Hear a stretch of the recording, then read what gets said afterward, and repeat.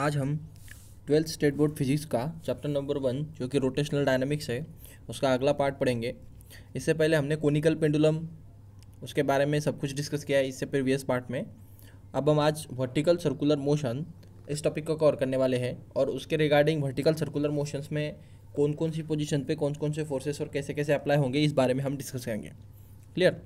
सो vertical circular motion मतलब क्या, जो ऐसे वाई प्लेन में रोटेट होगा, मतलब इस तरह से, ये ऐसा ऐसे ऐसे रोटेट होगा। अगर हम हॉरिजॉन्टल बोलते हैं तो इस तरह से वो मतलब ये ऐसे सीधा घूमेगा, ऐसे ये पूरा बॉब का बॉब ऐसे मतलब ऐसे सीधा घूमता रहेगा ऐसा। और अगर हम ये मतलब इस तरह से ऐसे ऐसे सीधा, और हॉरिजॉन्टल की बात कैसी होती है, इसे हॉरिजॉन्टल होती है इस तरह से, मतलब ये ऐसे हॉरिजॉन्टल वे में घूमता है। क्लियर, एक्स एक्सिस में, और ये कौन से एक्सिस में, वाई एक्सिस में। सो इसमें ये फ़र्क होता है। तो हम हॉरिजॉन्टल में क्या होता है, ग्रेविटी हर जगह पे सेम होती है, मतलब पूरे सर्कल पे तो कोई दिक्कत नहीं आती, लेकिन वर्टिकल में तो ग्रेविटी ऊपर और नीचे हो जाती है, मतलब रेडियस का डिफरेंस होता है। तो यहाँ पे हर जगह पे अलग अलग फोर्सेस लगेंगे। क्लियर। सो यहाँ पे देखो, वर्टिकल सर्कुलर मोशन के एक्चुअल में दो टॉपिक गिरते हैं। एक तो है कंट्रोल्ड वर्टिकल सर्कुलर मोशन और दूसरा है जो कि सिर्फ ग्रेविटी की वजह से होता है, मतलब जिसको ग्रेविटी कंट्रोल नहीं करती, और एक जो कि ग्रेविटी कंट्रोल करेगी। मतलब देखो यहाँ पे अगर हमने देखा a controlled vertical circular motion such that a giant wheel और a similar games, in this case the speed is either kept constant. ये सबसे इंपॉर्टेंट चीज़ है। अगर हम कंट्रोल्ड वर्टिकल सर्कुलर मोशन में चलते हैं तो उसमें जो भी स्पीड होगी वो कांस्टेंट होगी, नहीं तो हम ऐसे बोलेंगे कि वो जो भी घूम रहा है वो वर्टिकल सर्कुलर मोशन में, उस पर ग्रेविटी का इम्पैक्ट कुछ भी नहीं होगा, मतलब एक ही स्पीड से चलते रहेगा वो। मतलब ग्रेविटी उसको खींच रही है तो यहाँ पे स्पीड कम हो जाएगी, ऊपर जाते टाइम कम हो जाएगी, नीचे आते टाइम बढ़ जाएगी, उसकी स्पीड एक्सेलरेट हो जाएगी। इस तरह से कुछ नहीं होगा, अपने आप अपने ही ढंग से वो चलता रहेगा, ऐसा घड़ी के जैसा। मतलब हमारा डायल होता है, तो डायल एक कंट्रोल्ड वर्टिकल सर्कुलर मोशन है डायल। उसमें आप एक सेकंड, मतलब यहाँ पे भी आया तो एक सेकंड उतने टाइम में यहाँ पे मूव होगा वो, और यहाँ पे भी उतने ही टाइम में एक सेकंड में यहाँ से यहाँ पे इतना ही डिस्टेंस कवर करेगा, यहाँ से यहाँ पे इतना ही डिस्टेंस कवर करेगा। तो हमारा घड़ी का जो मतलब सेकंड आवर्स मिनट्स आवर जो होते हैं, मतलब सेकंड हैंड मिनट हैंड्स जो होते हैं हमारे, तो वो सेकंड हैंड मिनट्स हैंड्स ये वर्टिकल सर्कुलर मोशन परफॉर्म करते हैं जिस पे ग्रेविटी का कोई इम्पैक्ट नहीं होता। ग्रेविटी का क्यों इम्पैक्ट नहीं होता, क्योंकि हमने उसको कंट्रोल्ड करके रखा है। किससे? हमने उसको इलेक्ट्रिकल एनर्जी दे के रखी है in the form of cell. Clear. So इस तरह से जो भी होगा जिस पे ग्रेविटी का इम्पैक्ट कुछ नहीं होगा, वो अपनी कांस्टेंट स्पीड से घूमते रहेंगे, जैसे कि डायल है हमारा, उसको हम बोलेंगे controlled vertical circular motion. Okay. और अगर कंट्रोल्ड हो लेकिन ग्रेविटी से, मतलब ग्रेविटी का इम्पैक्ट अगर उस पर दिखे, मतलब किस तरह से, जैसे कि ये ऐसे अगर मैंने एक बॉल लिया और वो स्ट्रिंग को ऐसे घुमा रहा हूँ मैं इसको ऐसे, इस तरह से वर्टिकल मोशन में। क्लियर। सो यहाँ पे क्या हो जाएगा, ये नीचे आते टाइम उसकी स्पीड बढ़ जाती है और ऊपर जाते टाइम थोड़ी स्पीड घट जाती है। तो नीचे आते टाइम क्यों बढ़ जाती है, क्योंकि इसको डाउनवर्ड साइड में एक एक्स्ट्रा फोर्स काम करता है, उसका वेट फोर्स होता है, उसको बोलते हैं हम वेट। बराबर। ये किसकी वजह से है, ग्रेविटी की वजह से। तो ग्रेविटी उसको नीचे खींचती है तो यहाँ से ज़्यादा स्पीड बढ़ जाती है, यहाँ पे एक्सेलरेशन मिलता है उसको, बराबर है, और यहाँ से डी एक्सेलरेट हो जाता है ऊपर जाते टाइम। तो ये जो इम्पैक्ट होता है ग्रेविटी का, तो ये इम्पैक्ट घड़ी में नहीं दिखता, घड़ी में सब कांस्टेंट चलता है। लेकिन हम अगर एक स्ट्रिंग को एक बॉब कंसिडर करके इसे मतलब लगा चिपका के गोल घुमाएंगे तो हमें ये इस तरह की कंडीशन दिखेगी। क्लियर। तो इसे बोलेंगे हम vertical circular motion controlled by gravity. Gravity की वजह से जो कंट्रोल होने वाली वर्टिकल सर्कुलर मोशन है वो इस तरह से होगी। इसमें ये ग्रेविटी क्या करेगा, इसकी काइनेटिक एनर्जी को कंट्रोल करेगा, पोटेंशियल एनर्जी को कंट्रोल करेगा। ओके। तो ग्रेविटेशनल पोटेंशियल एनर्जी कन्वर्ट होगी काइनेटिक एनर्जी में, काइनेटिक पोटेंशियल में। तो इस तरह से ये कंट्रोल होता है। अब सिंपल सी बात है, ये अब यहाँ पे है तो यहाँ पे और यहाँ पे, मतलब यहाँ पे जो होगी, यहाँ पे पोटेंशियल एनर्जी सबसे ज़्यादा हो जाती है क्योंकि वहाँ से वो रिटर्न आ रहा है हमारे पास। क्लियर। तो यहाँ पे सबसे मैक्सिमम क्या होगी, मैक्स होगी पोटेंशियल एनर्जी। और यहाँ पे कौन सी एनर्जी मैक्सिमम होगी, काइनेटिक एनर्जी मैक्सिमम, क्योंकि आप यहाँ पे रुकता नहीं है वो। तो यहाँ से पोटेंशियल एनर्जी किस में कन्वर्ट होने लगती है, ये कन्वर्जन होगा पोटेंशियल से किस में, काइनेटिक में, और यहाँ से काइनेटिक से पोटेंशियल में। तो इस तरह से ये कन्वर्जन चलते रहता है with the help of gravity. Clear. तो इस तरह से दो वर्टिकल सर्कुलर मोशन के दो टाइप गिरेंगे, एक नॉट कंट्रोल्ड बाय ग्रेविटी और एक कंट्रोल्ड बाय ग्रेविटी। क्लियर? सो चलो अगले टॉपिक की तरफ चलते हैं हम। तो वर्टिकल सर्कुलर मोशन में अगर कोई 3 पॉइंट्स हमने लिए, टॉप, बॉटम और मिडल पॉइंट, तो उन पे क्या क्या कंडीशंस आएगी, कैसे कैसे फोर्सेस लगेंगे, टेंशन कैसे कैसे लगेगा, इसके बारे में अभी ये पूरा टॉपिक चलेगा। तो पॉइंट है हमारा, point mass under going vertical circular motion under a gravity. So case number 1 हम लोग कंसिडर करेंगे, मास टाइड टू अ स्ट्रिंग। एक मास है, उसको हमने एक स्ट्रिंग को टाइट कर दिया और अभी उसको हम घुमा रहे हैं। तो यहाँ पे देखो, ये थ्योरी भी कुछ समझ लेते हैं, थोड़ा सा ये लिखना पड़ेगा आपको डेरिवेशन अगर आए तो। यहाँ पे एक फिगर दिख रहा है आपको, ये फिगर है, ये फिगर में यहाँ पे ये सेंटर होगा और ये स्ट्रिंग रहेगी और ये मास है, वो सारे के सारे उस पोजीशन के हिसाब से दिखाए। तो यहाँ पे 4 पोजीशन दी है, ये टॉप पोजीशन, बॉटम पोजीशन और ये मिडल पोजीशन, तो दोनों मिडल पोजीशन है। तो इन पोजीशंस को आने के बाद उन पे फोर्सेस कैसे कैसे लगते हैं, उनका एनालिसिस क्या क्या होगा, उसके रिगार्डिंग ये पूरा डायग्राम बताएगा हमें। क्लियर? तो चलो हम ये थोड़ा समझ लेते हैं। पहले यहाँ पे हमने कंसिडरेशन क्या किया है, एक बॉब दिख रहा होगा आपको, वो टाई किया है, वो मासलेस बॉब है। Clear? Massless, inextensible and flexible string. जो भी स्ट्रिंग होगी वो तो उसका खुद का मास कुछ नहीं होना चाहिए, मतलब हम कंसिडर करेंगे, वैसे तो होता है लेकिन कंसिडर करेंगे। इनएक्सटेंसिबल मतलब वो ऐसे बढ़नी नहीं चाहिए, मतलब ऐसे घूमेगी तब इसका लेंथ नहीं बढ़ना चाहिए, बराबर है। रहा सवाल फ्लेक्सिबल, तो वैसे मतलब फ्लेक्सिबल बहुत ज़्यादा होनी चाहिए, मतलब ऐसे रिजिड नहीं होनी चाहिए, रिजिड होगी तो टूट जाएगी। It is wheeled along the vertical circle so that the bob perform vertical circular motion। तो हम उसको ऐसे घुमाएंगे कि जो वर्टिकल सर्कुल में घूमेगी तो वो क्या परफॉर्म करेगा, वर्टिकल सर्कुलर मोशन परफॉर्म करेगा। String rotates in a vertical plane, तो वो वर्टिकल प्लेन में रोटेट होगी। Clear? At any position of the bob there are only 2 forces acting on the bob. अगर हम उस बॉब की कोई भी पोजीशन ले ले तो वहाँ पे एक्चुअल में 2 फोर्सेस लगने वाले हैं।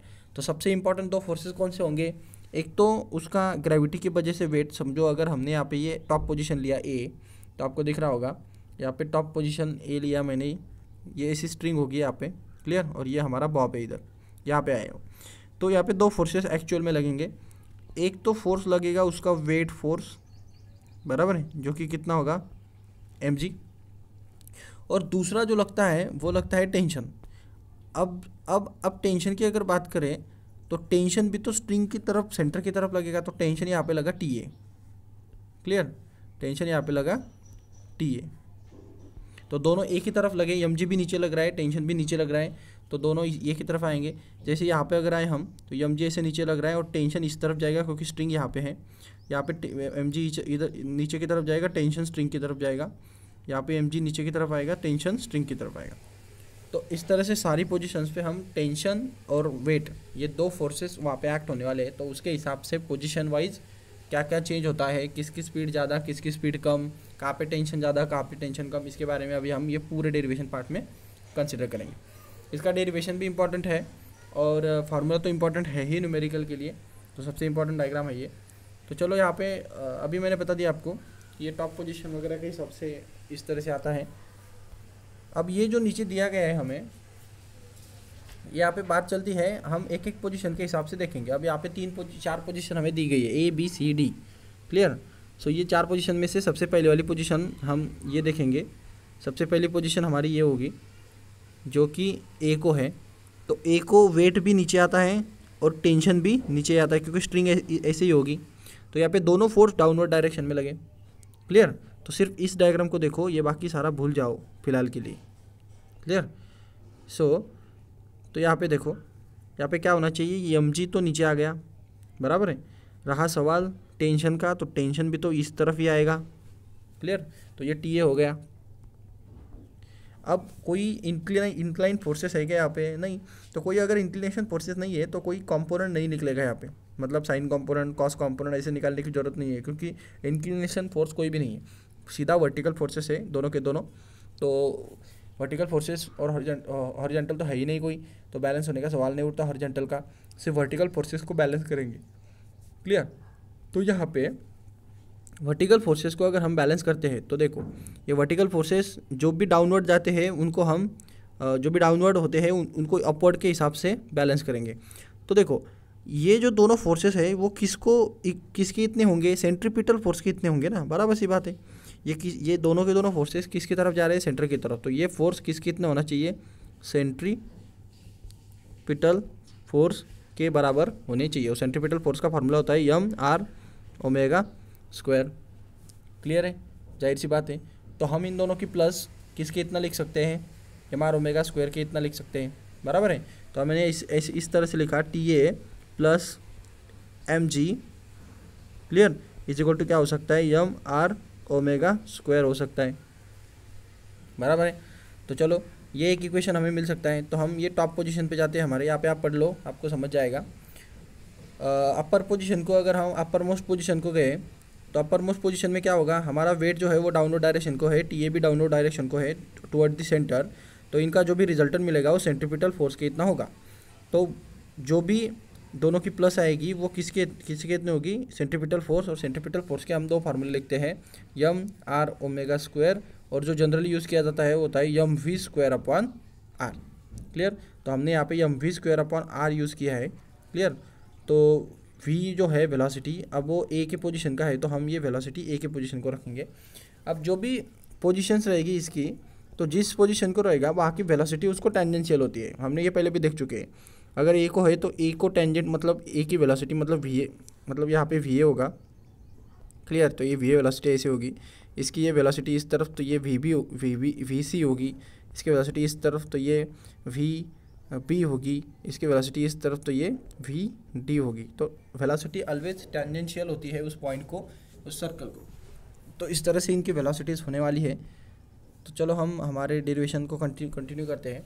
यहाँ पे आर का मतलब वो सर्कुलर मोशन जिस रेडियस से लग रहा है उस रेडियस को हम कंसिडर करेंगे, जो कि स्ट्रिंग की लेंथ भी होगी। तो for the minimum possible speed at the speed क्या होगा, अगर हम मिनिमम पॉसिबल स्पीड कंसिडर करते हैं, क्लियर, तो हमें रियलाइज़ होता है कि सबसे कम स्पीड चाहिए समझो हमें, तो क्या हो जाएगा। तो वो आपने अभी देखा क्या था उसमें, जो भी टेंशन है आपका, बराबर है। अब हम कौन सी पोजीशन को है, टॉप पोजीशन को है। यहाँ पे आप अगर किसी भी स्ट्रिंग को ऐसे बॉब लगा के घुमा के देखोगे तो नीचे की तरफ ये यहाँ पे जो है वो टेंशन क्रिएट हो जाता है, टेंशन ज़्यादा होता है, और यहाँ पे स्लैकिंग पॉइंट आता है।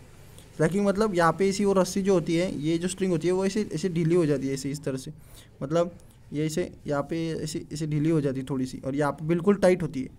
तो यहाँ पे ये टाइट पॉइंट होता है नीचे, और यहाँ पे स्लैकिंग पॉइंट होता है। तो स्लैकिंग कब आएगा, जब कोई टेंशन खिंचाव नहीं है इसमें, बराबर है ना। तो टॉप पोजीशन में कोई खिंचाव ना होने की वजह से स्लैकिंग पॉइंट आता है, रोकने का ट्राई करता है वो। क्लियर, तो हम यहाँ पे क्या बोलेंगे, पर्टिकुलर ये पोजीशन को, ये वाले मतलब टॉप मोस्ट पोजीशन को, मतलब ये डायग्राम के हिसाब से देखा जाए तो ए पोजीशन को स्लैकिंग पॉइंट आएगा, बराबर है, और ये डाउनवर्ड को टाइट पॉइंट आएगा। तो यहाँ पे टेंशन कितना होना चाहिए, स्ट्रिंग ऐसे धीरे हो जाएगी तो यहाँ हम बोलेंगे टी ए का टेंशन कितना होना चाहिए, 0, क्योंकि यहाँ पे स्लैकिंग पॉइंट है तो टेंशन होगा नहीं, तो टेंशन नहीं है तो मतलब टेंशन 0 है। क्लियर, तो इस जो भी हमने फार्मूला लिखा था, हमारी कंडीशन क्या मिली थी, हमें मिली थी T A plus M G is equal to था M we square upon R, बराबर है। तो हम बोलेंगे टी ए की वैल्यू कितनी होती है, 0। क्लियर, तो टी ए की वैल्यू अगर 0 हो जाती है तो क्या मिलेगा, 0 plus M G is equal to M v square upon r. तो यहाँ पे ये एम कैंसिल कर दिए हमने, और हमें चाहिए वेलोसिटी, तो हम ये आर को इस तरफ शिफ्ट कर देंगे तो हमें मिलेगा R G is equal to V square, बराबर है। और taking square root of both side, तो यहाँ पे मिलेगा square root of are G is equal to velocity. आ गए ध्यान में। तो वेलोसिटी का फार्मूला में हमें मिला v is equal to square root of are g. अगर हमें मिनिमम वेलोसिटी चाहिए तो square root of are g A position की वेलोसिटी होगी। तो इस तरह से हमें ध्यान में रखना है। अगर हम लोअर मोस्ट पोजीशन को जाते हैं, लोअर मोस्ट पोजीशन मतलब क्या, बी की पोजीशन, तो बी की पोजीशन को ठीक से समझो। बी की पोजीशन में कैसे फोर्सेस का एनालिसिस होगा, ये बी पोजीशन जो लोअर मोस्ट पोजीशन है, यहाँ पे ये स्ट्रिंग होगी इस तरह से। क्लियर, तो देखो इसका जो टेंशन होगा वो तो सेंटर की तरफ अट्रैक्ट होगा यहाँ पे, जो कि हम टेंशन बी बोलेंगे इसको। क्लियर, और रहा सवाल इसका वेट, जो वेट होगा नीचे जो कि होगा एम जी। अब इसमें भी कोई इंक्लिनेशन फोर्सेस आते नहीं है, सिर्फ वर्टिकल फोर्सेस आते हैं। तो हमें पता है हमारी टर्मिनोलॉजी के हिसाब से अपवर्ड फोर्सेस प्लस कंसिडर किए जाते हैं, डाउनवर्ड फोर्सेस माइनस कंसिडर किए जाते हैं, और दोनों का रिजल्टेंट फोर्स किसके इतना होगा, सेंट्रीपिटल फोर्स के इतना होगा, बराबर है। रिजल्टेंट फोर्स किसके इतना होगा चाहिए, सेंट्रीपिटल। क्लियर। क्यों सेंट्रीपिटल, क्योंकि इसको खींच के रखा है उसने सर्कल में, अगर वो सेंट्रीपिटल फोर्स नहीं होता था तो ये सर्कल में नहीं रहता था, ये से बाहर चला जाता था। तो ये जो फोर्स आएगा इनका रिजल्टेंट वो आएगा सेंट्रीपिटल फोर्स। तो क्या मिलेगा, देखो ये जो है ये अपवर्ड फोर्स है, तो हम क्या लिखेंगे, टी बी जो होगा वो प्लस होगा, एम जी जो है डाउनवर्ड फोर्स है तो एम जी जो होगा वो माइनस होगा।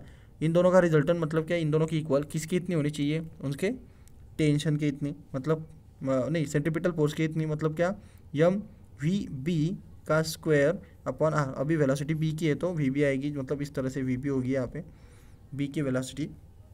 तो आ गया, समझ गई ये कंडीशन। तो v B square upon r आएगा। अब ये फार्मूला हम यहाँ पे लिखेंगे, देखो कंडीशन में आपको दिख रहा होगा कि यहाँ पे हमें वही बताया गया है कि टी बी जो था वो ऊपर था, एम जी जो था वो नीचे था, तो दोनों का माइनस सेंट्रीपिटल फोर्स के इतना होना चाहिए। क्लियर। अब इसमें से हम फिर से क्या निकालेंगे, हमें उसकी वेलोसिटी चाहिए वी बी, तो बस ये यम यम ये पहले आर को इस तरफ शिफ्ट कर दो और फिर सिंप्लीफाई कर दो। क्लियर। तो चलो आगे चलते हैं।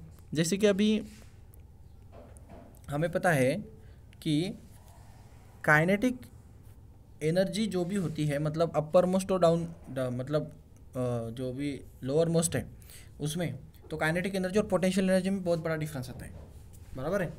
तो काइनेटिक एनर्जी और पोटेंशियल एनर्जी में जो भी डिफरेंस आता है, अगर मैं अपर मोस्ट और डाउन लोअर मोस्ट की बात करूँ तो ये अपर मोस्ट और ये लोअर मोस्ट हो गया, यहाँ पे ए था यहाँ पे बी है, तो इस यहाँ पे कौन सी एनर्जी सबसे ज़्यादा थी, तो ये पोटेंशियल एनर्जी सबसे ज़्यादा थी, ये मैक्सिमम थी यहाँ पे, बराबर है, ये मैक्स थी।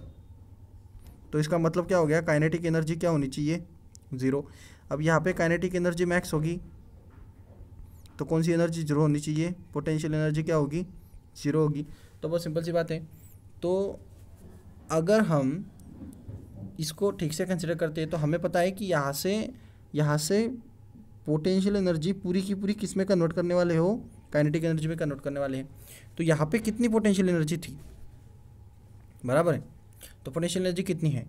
तो अब इसको ठीक से समझो, पोटेंशियल एनर्जी का फार्मूला होता है mgh, बराबर है। ये किसका फार्मूला है, पोटेंशियल एनर्जी का फार्मूला है।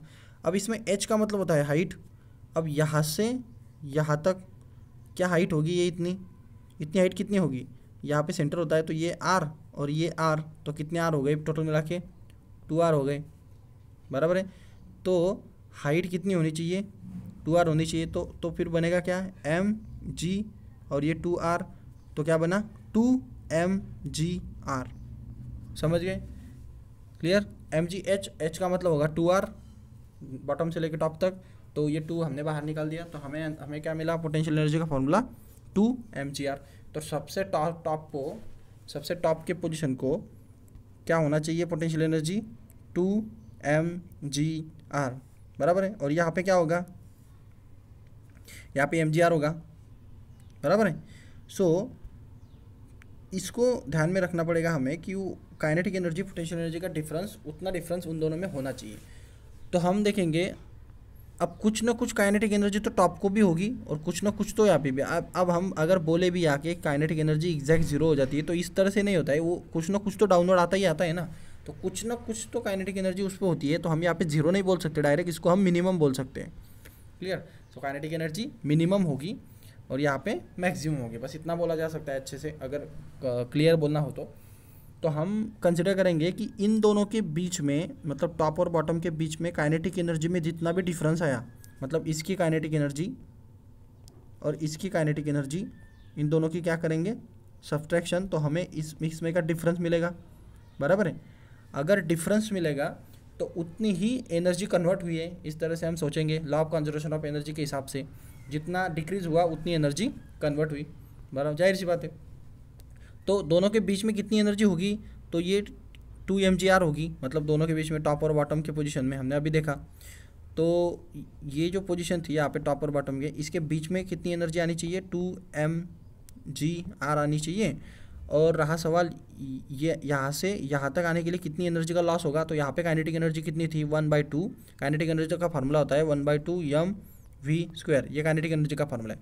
तो यहाँ पे ए पोजीशन थी, यहाँ पे बी पोजीशन थी, तो ये 1/2 m वी ए का स्क्वायर हो जाएगा इस यहाँ की काइनेटिक एनर्जी, और 1/2 m वी बी का स्क्वायर हो जाएगा यहाँ की काइनेटिक एनर्जी। क्लियर? इन दोनों को हम सब्ट्रैक्ट कर देंगे तो हमें बीच में कितनी एनर्जी लगी वो समझ जाएगा। तो बीच में कितनी एनर्जी लगी थी, देखो बहुत सिंपल है। इसमें ये पूरा सर्कल था, यहाँ पे और यहाँ पे ये 2 mgr हमें एनर्जी लगी, और डिफरेंस कितना आया, तो 2 mgr एनर्जी लगी। ये किसके इतना होगा, इन दोनों के डिफरेंस कितना होगा, तो सबसे ज़्यादा काइनेटिक एनर्जी नीचे थी, तो इसलिए 1/2 m वी बी स्क्वायर में से 1/2 m वी ए स्क्वायर को माइनस कर दो। क्लियर? सो हमें इन दोनों का डिफरेंस इतनी एनर्जी यहाँ पे मिलेगी। क्लियर? उतनी एनर्जी इनके डिफरेंस इतनी होगी। तो law of conservation of kinetic मतलब law of conservation of energy है वो, जितना डिक्रीज होगा उतना ही एनर्जी उसमें लगेगा।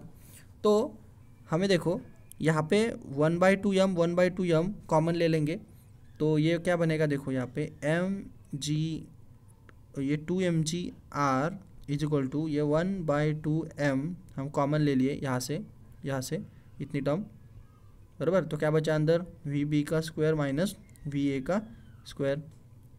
क्लियर? तो वी ए का स्क्वायर, तो यहाँ से ये यम यम कैंसिल हो जाएगा। क्लियर? यम यम गेट कैंसिल, और ये 2 जो है वो इस तरफ जाएगा तो 4 हो जाएगा। क्लियर? तो यहाँ पे बनेंगे 4rg।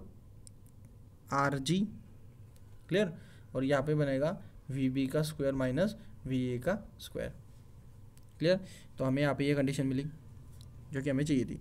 अब इसमें से हमें क्या चाहिए, वी बी चाहिए, बी की वेलोसिटी ढूंढनी है हमें, हम लोअर मोस्ट पोजीशन को चल रहे हैं। तो वी बी अगर चाहिए तो हम वी ए की वैल्यू हमें पता है क्या है, वो square root of are g, उसकी वैल्यू सब्स्टिट्यूट कर दो, तो ये हो जाएगा 4rg is equal to we B का square minus square root of are G का ब्रैकेट स्क्वायर, बराबर है। वी ए की वैल्यू मैंने डाल दी, तो ये स्क्वायर रूट कैंसिल हो जाएगा, तो यहाँ पे आर जी बचा, और ये आर जी जब इस तरफ शिफ्ट हो जाएगा तो ये 4rg प्लस ये 5rg, तो मतलब आर जी, तो ये हो जाएगा यहाँ पे बनेगा ये 5rg is equal to we B का स्क्वायर।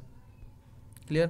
सो इस तरह से अब हमें taking square root of both side करना पड़ेगा, क्योंकि हमें वी बी चाहिए। तो ये वी बी क्या मिलेगा, वी बी मिलेगा square root of are G कितना 5, तो हमें वी बी की वैल्यू मिलेगी square root of 5rg। Clear? So इस तरह से होता है। तो हमें ये स्क्वायर रूट ऑफ 5rg और ये स्क्वायर रूट लेने के बाद यहाँ पे क्या मिलेगा, वी बी। तो वी बी की वैल्यू मिली हमें स्क्वायर रूट ऑफ 5rg। कैसे निकाला हमने पहले law of conservation of energy को यूज़ किया। काइनेटिक एनर्जी का डिफरेंस उनके बीच में जितना पोटेंशियल एनर्जी डिक्रीज हुआ उतना होगा।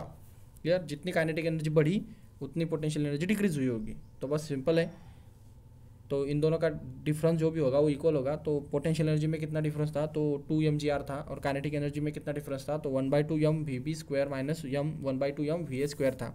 अब इन दोनों का डिफरेंस निकाल के हमने वी ए की वैल्यू सब्स्टिट्यूट करके वी बी को फाइंड आउट कर दिया।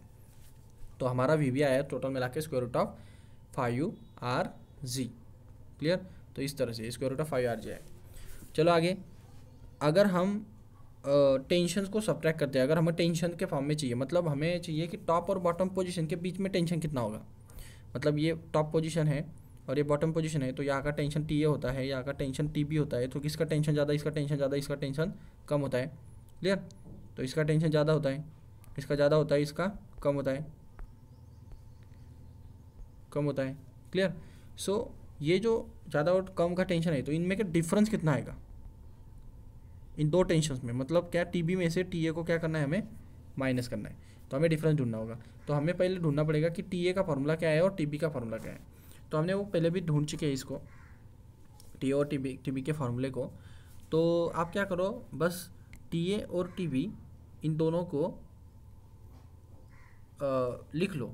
तो टी ए का फार्मूला क्या था, हमने ये पहले भी देख चुके हैं। तो टेंशन देखो यहाँ पे, ये जो है यहाँ पे टी ए निकल जाएगा हमारे से।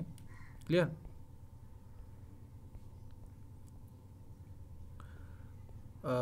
देखो यहाँ से अगर हम यहाँ से टी ए को निकालते हैं तो टी ए क्या आएगा, टी ए आएगा, ये एम जी को इस तरह शिफ्ट कर दो, तो ये आएगा T A is equal to M V A का स्क्वायर माइन upon R plus M G, बराबर है। अब इसमें से आप क्या करो, यम आर कॉमन निकाल दो। क्लियर।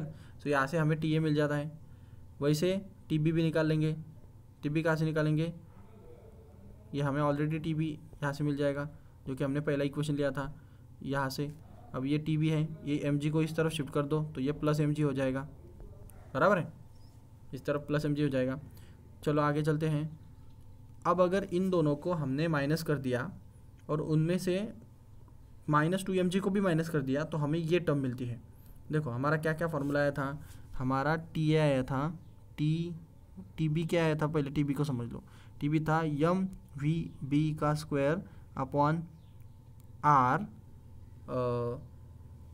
वो टी बी था ना, तो बी के लिए फिर अपवर्ड जाता है तो अपवर्ड के लिए फिर प्लस का माइनस हो जाता है, तो यहाँ पे माइनस एम जी आएगा, बराबर है। और एक मिनट, माइनस एम जी नहीं आएगा, प्लस एम जी आएगा। हाँ, टी बी के लिए प्लस एम जी आएगा और टी ए के लिए माइनस एम जी आएगा। तो ये T B is equal to हो जाएगा यम वी बी का square upon R plus M G, minus m जी था तो प्लस एम जी हो गया। और टी ए हमारा आया था, टी ए आया था यम वी ए का square upon are minus m जी, बराबर है। अगर हम इन दोनों में का डिफरेंस ढूंढते हैं तो हमें डिफरेंस क्या मिलेगा, इन दोनों को माइनस कर दो, यहाँ से इसको माइनस कर दो, तो माइनस आने के बाद आंसर क्या हो जाएगा, देखो हमें मिलेगा T B minus T A is equal to इन दोनों की माइनस, तो क्या मिलेगी M V B square upon R plus M G minus of in bracket M we A square upon are minus of M G. देखो ये जो बाहर का माइनस है ये अंदर के माइनस को प्लस कर देगा और ये ब्रैकेट निकल जाएंगे। क्लियर। तो ये ब्रैकेट निकल गए, अंदर का प्लस हो गया। तो हमें आंसर क्या मिला, तो हमें आंसर मिलना चाहिए था जो कि ये एम जी और ये एम जी दोनों प्लस मतलब 2mg हो जाएंगे। क्लियर। ये 2mg आएंगे और ये इन दोनों की माइनस हो जाएगी। क्लियर। ये जो भी है वो, अब ये और ये इन दोनों की माइनस हो जाएगी, उसमें से यम बाय आर कॉमन निकलेगा। क्लियर। और यम बाय आर कॉमन निकलने के बाद मतलब देखो अब यहाँ पे थोड़ा रफ करना पड़ेगा ऊपर का पोर्शन,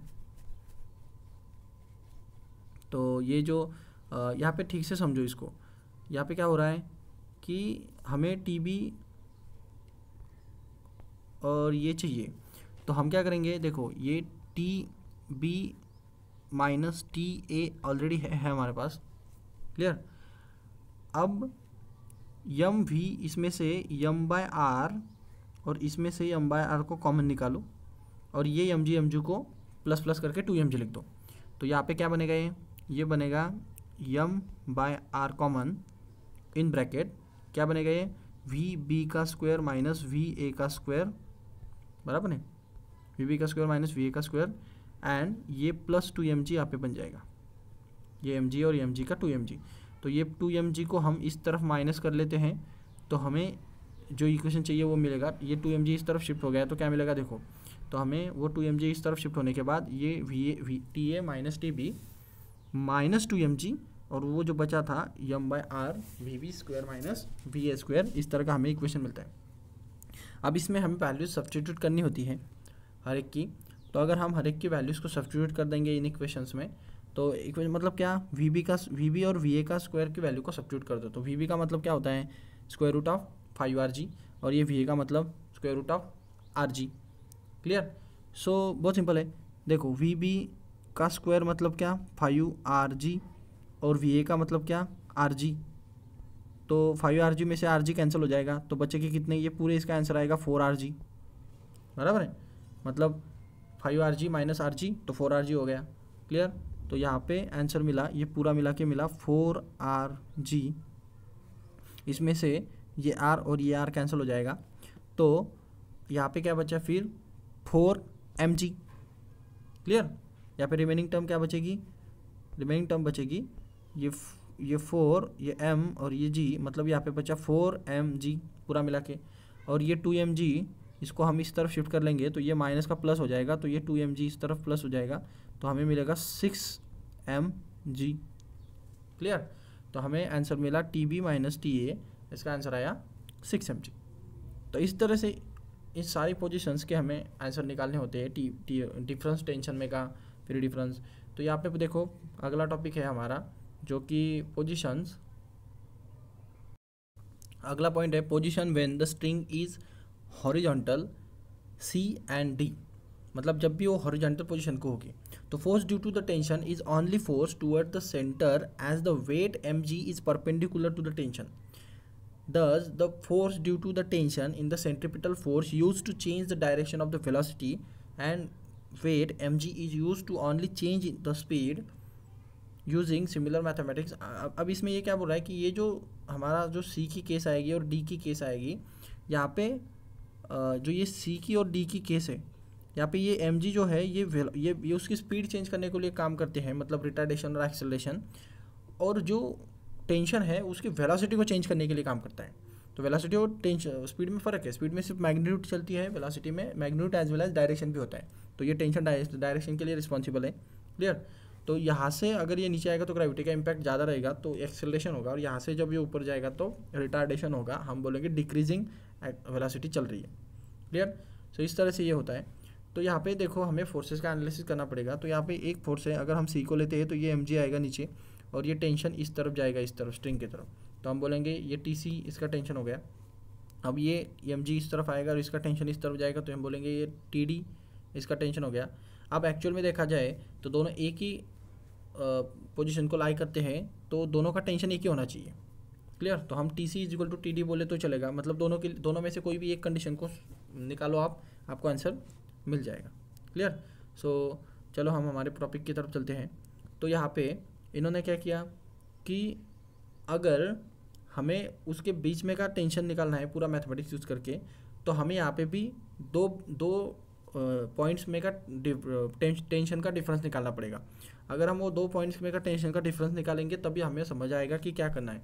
अब अगर हम यहाँ पे देखें तो इन दोनों में टेंशन का डिफरेंस कितना आता है, मतलब ये देखो ये C और ये A। क्लियर। अब ये C और ये A, हमने देखा था A और B में टेंशन का डिफरेंस है 6 mg, बराबर है। ओके।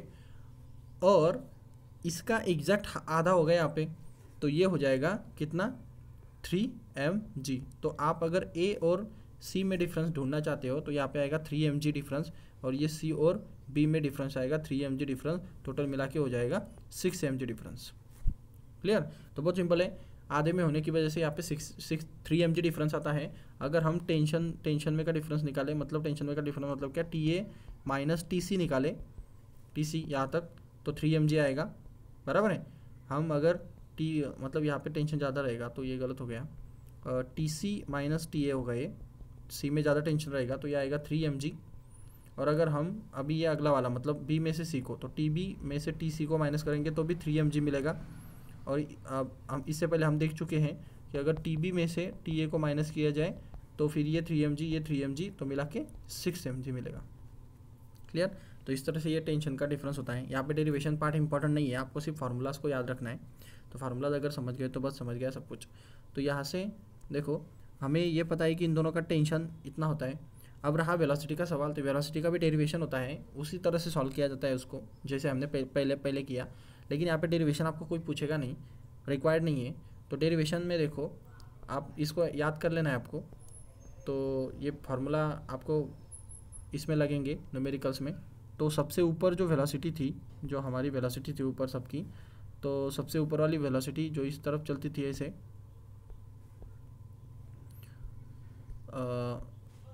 क्लियर। तो ये वेलोसिटी जो थी VA, ये VA की वेलोसिटी थी स्क्वायर रूट ऑफ RG। हमने B की तरफ देखा, ये B की, तो B की वेलोसिटी थी हमने निकाली स्क्वायर रूट ऑफ 5 RG, बराबर है। अब जब ये बीच में आएगा, बीच में की वेलोसिटी, तो बीच में की वेलोसिटी कितनी आती है स्क्वायर रूट ऑफ 3 RG। देखो ये बीच में आएगा, ये RG, ये RG, ये 5, ये 3 RG और ये 5 RG। तो आपको वेलोसिटी बस ध्यान में रखनी है। इसमें फार्मूला बहुत इंपॉर्टेंट है, डेरिवेशन पार्ट कुछ इंपॉर्टेंट नहीं है। पहले मैंने ट्राई किया पूरा डेरिवेशन पढ़ाने का, अब इसके लिए ज़रूरत नहीं है। तो यहाँ पे RG, यहाँ पे 3 RG और यहाँ पे 5 RG, बस फार्मूलाज को याद रखो। टॉप पोजीशन को वेलोसिटी कम रहेगी, बॉटम पोजीशन को वेलोसिटी ज़्यादा रहेगी, मिडिल पोजीशन को वेलोसिटी मिडल में रहेगी। क्लियर। सो इस तरह से अगर सी का रहा तो भी डी का भी रहेगा, तो दोनों के सेम ही फॉर्मूला आएंगे। तो ये position A B C, top bottom और मिडल, इन तीनों के बारे में वेलोसिटी और टेंशन के बीच में का डिफरेंस हमने अभी देख लिया है। अगले टॉपिक में हम इस पे न्यूमेरिकल्स भी कवर करेंगे। फिलहाल के लिए आप इसको ठीक से समझ लीजिए।